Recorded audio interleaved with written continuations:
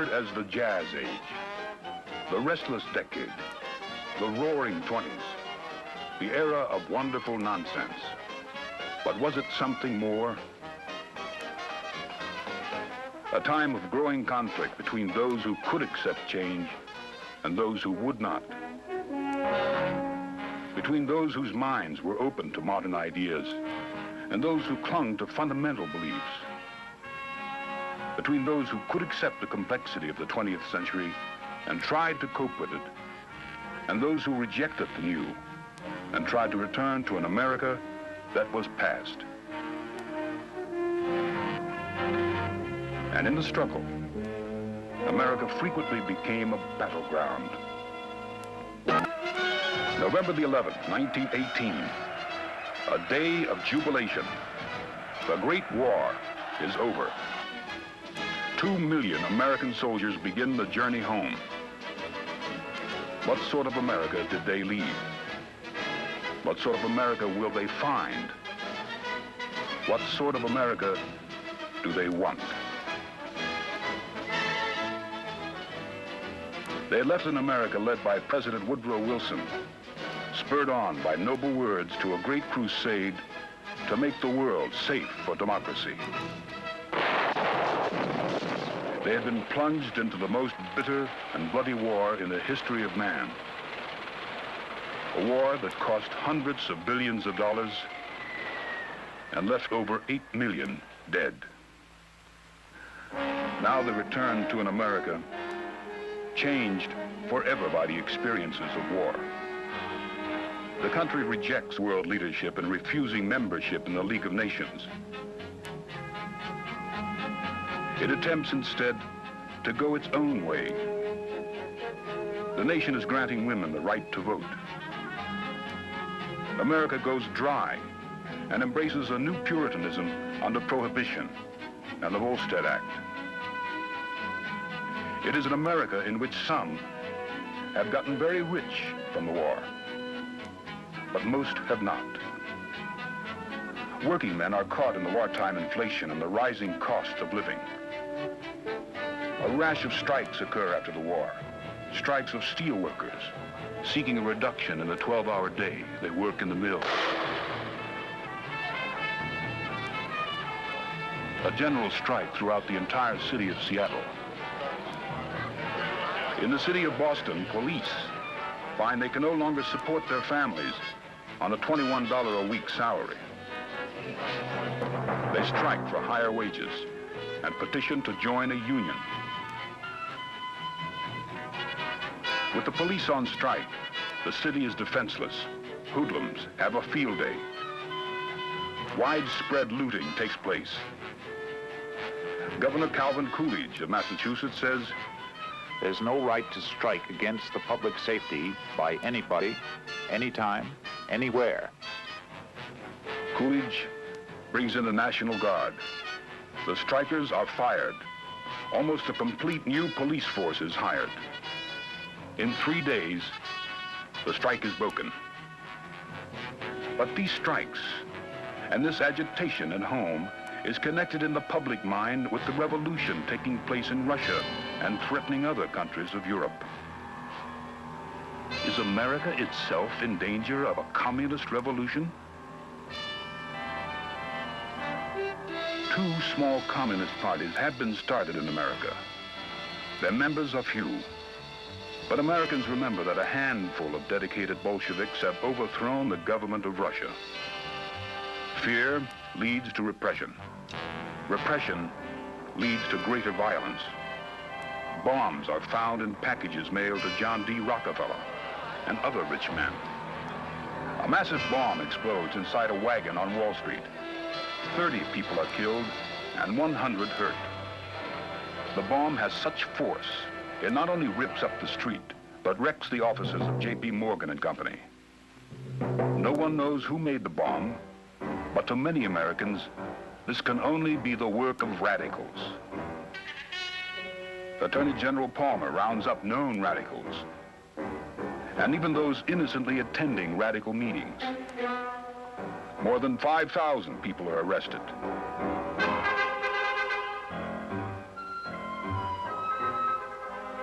and the government tries to deport some of them.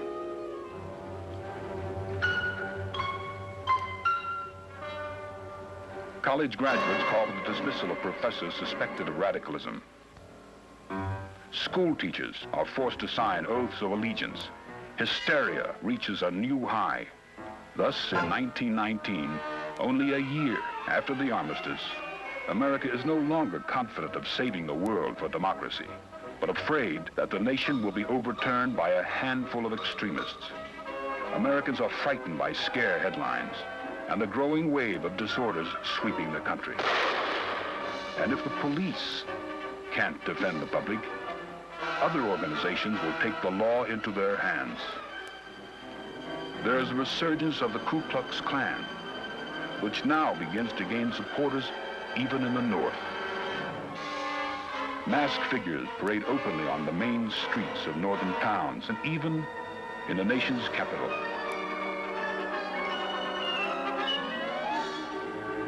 Race riots break out in Washington, Chicago, and other cities.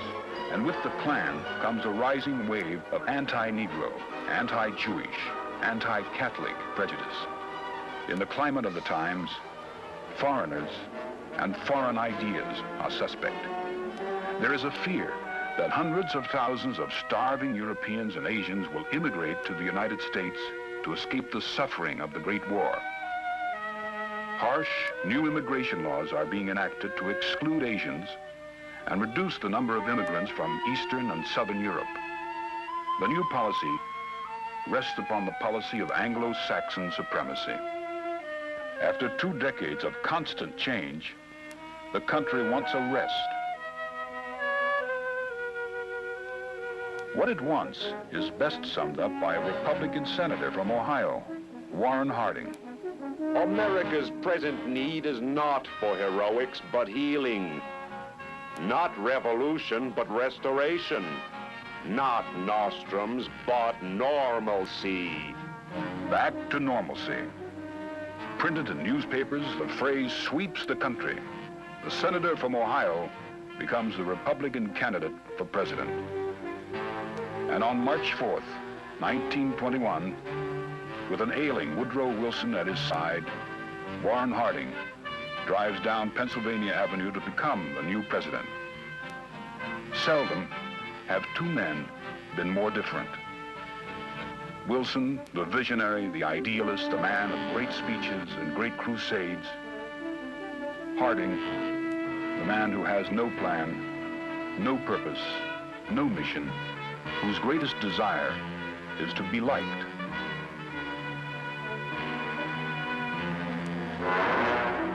Warren Harding takes the oath of office. The progressive era is over. America enters the age of normalcy. But what is normalcy? The word itself did not then exist. Is it modern industrial America with its huge steel mills and great dynamos moving confidently into the future?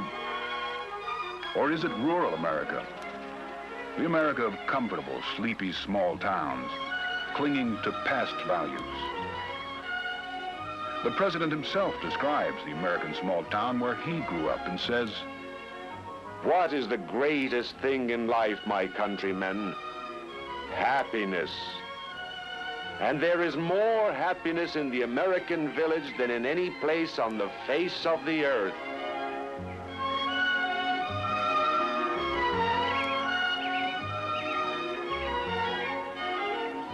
But the small town that Harding remembers is changing. The horse and buggy is vanishing, replaced by the automobile. Henry Ford's Model T sells for less than $500, within the budget of most Americans, and is the prized possession of some families who can afford no other luxury. Ask why her family owned a car but not a bathtub, a farmer's wife replies, You can't go to town in a bathtub. Other women agree. We'd rather do without clothes than give up the car. I'll go without food before I see us give up the car. Will Rogers says, Good luck, Mr. Ford. It'll take 100 years to tell whether you've helped us or hurt us. But you certainly didn't leave us like you found us. New towns springing up along America's highways enjoy a new prosperity. The automobile is changing the manners and morals of young America. Young people now travel halfway across a state to attend a sporting event or dance. And on the way back, they can park, unchaperoned. Traveling through life faster than their parents, listening to the new invention, the radio, bringing new ideas and new culture. Seeing motion pictures glorifying defiance and rebellion, young people are in a ferment. Parents find themselves confronted by children who want to live faster, enjoy more, experience more deeply than their elders.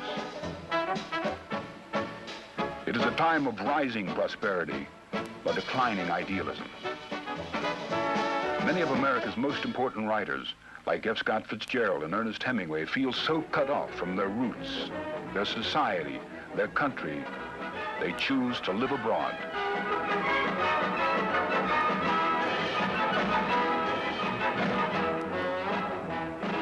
Gertrude Stein says of them, "You are all a lost generation."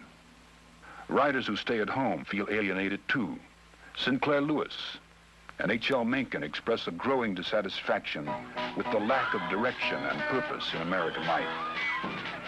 In a changing America, President Harding finds his job immensely more difficult than he imagined. He complains to a friend, John, I can't make a thing out of this tax problem. I listen to one side and they seem right. And then I talk to the other side and they seem just as right. God, what a job. Unable to understand the problems that confront him, Harding ages in office, suffers a stroke, and dies. A small-town man who only wanted to be well-liked. He is genuinely mourned. But only a few months after his death, scandals in his administration are revealed. His Secretary of the Interior, Albert Fall, is convicted of having leased important naval oil reserves to men who gave him huge bribes. Yet the country is prosperous, and many people do not want this prosperity questioned or to see the confidence of the American people disturbed. The senators who reveal the Harding scandals are denounced. The job of the new president is to maintain prosperity and not rock the boat. Vice President Calvin Coolidge, who broke the Boston police strike in 1919, becomes president and says, This is a business country. It wants a business government. The man who builds a factory builds a temple. The man who works there worships there. It is felt that in this booming America, anybody who applies himself can become rich. The number of millionaires doubles. The automobile is stimulating other industries. Tires, paint, glass, nickel, steel, petroleum, and road building. Expanding use of electricity is creating labor-saving devices for the housewife, washing machines, vacuum cleaners, refrigerators. Housewives have more time to spend, and many of their husbands are earning more. Yet while the country continues to be prosperous, there are weaknesses in the economy. Much of the prosperity is based on easy credit and installment buying. More and more Americans are mortgaging tomorrow for what they want today. People gambling on the stock market risk their savings, hoping they can get rich quick. Meanwhile, the American farmer is suffering. Spurred on by wartime needs for huge crops, many farmers had borrowed money and taken mortgages to buy marginal land. Now there is no longer a demand for all the food that can be raised. More and more farms are being foreclosed. The president says, The farmers never have made money anyhow. And troubles at home are reflected by danger signals abroad. defeated Germany has a runaway inflation. In Germany, the mark becomes so worthless, it is used to paper walls or to light stoves.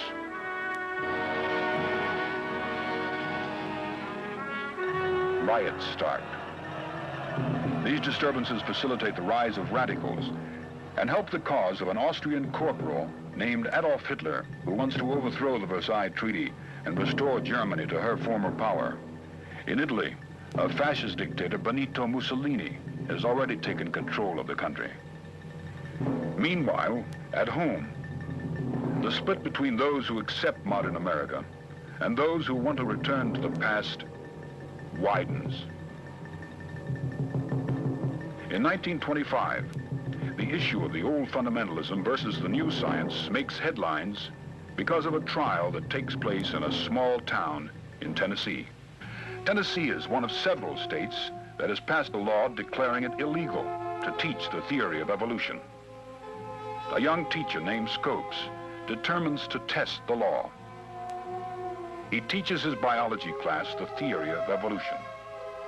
To the newspapers of America, this becomes the monkey trial. An attorney from Chicago, Clarence Darrow, comes to defend the science teacher. William Jennings Bryan, who rejects science and preaches a literal interpretation of the Bible, proudly agrees to help the prosecution. The courtroom is so hot, the judge sometimes moves the proceedings out of doors. In a curious carnival atmosphere, the trial reaches a climax. Clarence Darrow puts William Jennings Bryan on the stand. Do you agree with most scientists that the world is millions of years old? I agree with my Bible. The world was created in 4004 BC. Do you say you do not believe that there were any civilizations on this earth that reach back beyond 5,000 years? I am not satisfied by any evidence I have seen. The trial underlines the split in America, but settles nothing. For another 40 years, it continues to be illegal to teach the theory of evolution in some states. While the Scopes trial has been going on, another case that will drag on for almost 7 years reflects America's suspicion of foreigners, anarchists, and agitators. In Dedham, Massachusetts, 2 Italian immigrants, Niccolo Sacco and Bartolomeo Vanzetti, are on trial for their lives. The prosecution contends they are guilty of robbery and the murder of a factory paymaster. The defense says the men are innocent and are victims of the Red Scare that followed the war. To many intellectuals, this case becomes a symbol of unreasoning prejudice against people who are different. They work to free the immigrants, raise funds that continue appeals on the verdict for 7 years. After the men are executed in 1927, they quote Vanzetti, "If it had not been for this thing, I might have died a failure. Now we are not a failure. Never in our full life could we hope to do such work for tolerance, for justice, for man's understanding of man, as now we do by an accident." The country is prosperous. America has 40% of the world's wealth. And there is a continuing search for new sensations, new thrills, like flagpole sitters. And new sports heroes, like Babe Ruth and Jack Dempsey. In 1927, the country finds the perfect hero in Charles Lindbergh. First man to fly the ocean alone in a single-engine plane, Lindy glorifies the new science of aviation that is making the world smaller and bringing men closer together. But at the same time, he personifies the old American values. He is a trailblazer, a pioneer in the tradition of Daniel Boone and the men who opened up the West. The continuing clash between the new and the old, the conflict between the big cities and rural America reaches its climax in the presidential election of 1928. The Republicans nominated Herbert Hoover, born of old-stock American parentage in a small town in Iowa. A self-made millionaire who was critical of Europe and a firm believer in rugged individualism. For the first time, the Democrats nominate a Catholic, Al Smith, born on the Lower East Side of Manhattan, a man who speaks in a raucous New York accent. Smith, of Irish descent, is not only the leader of the immigrant-based Democratic Party, but he is suspected of believing in racial equality. Unlike Hoover, he is for repeal of prohibition. Made a national law in 1920, prohibition has proved unenforceable. In an America that has 18,700 miles of border and coastline, there are fewer than 3,000 agents. Congressman Fiorello LaGuardia says that to enforce prohibition, the city of New York alone would need 250,000 police and another 200,000 to police the policemen. The most respectable citizens frequent illegal speakeasies. There is a growing breakdown of respect for the law.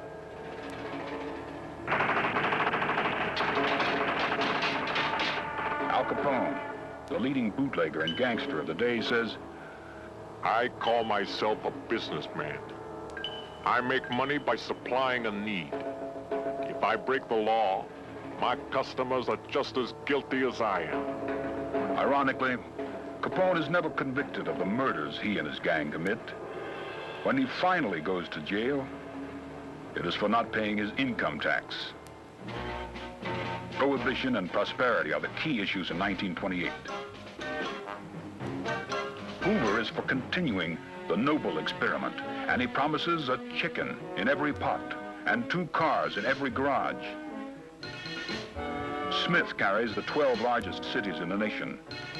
To rural America, he seems a symbol of the wicked city. Small-town, rural, Protestant, dry America is overwhelmingly for Hoover.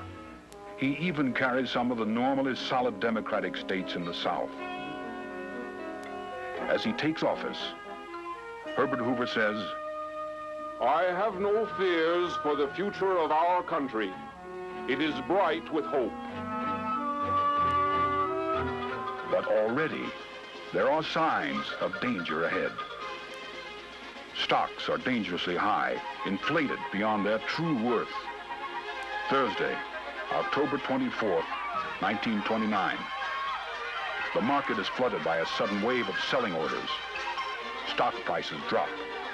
Millions of shares change hands. The result, a seller's panic. Friday and Saturday, things look a little better. But on Monday, when the market opens, there is another wave of selling.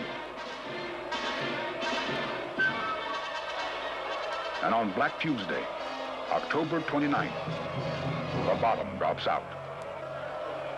Almost overnight, the value of stocks drops more than $50 billion. And with the bursting of the big bubble, some speculators commit suicide. Little investors have their savings wiped out. The shockwave from the crash rolls on and on. Many businesses are forced to close. National income drops to less than half. 1 out of every 4 farms is sold for taxes. By the end of 1930, there are 4.5 million unemployed. By 1932, there will be 13 million out of work. It was the end of an era that had begun with America rejecting world leadership. It was a time when the country became hysterical about foreigners, suspicious of anybody who was different. A time when many Americans tried to return to a world that no longer existed. It was a time when the country was prosperous. Much of the prosperity was based on easy credit and installment buying. But with the crash and the years of depression that followed came a new mood. The country did not yet have the answers to the problems it faced, but it knew it had to face them.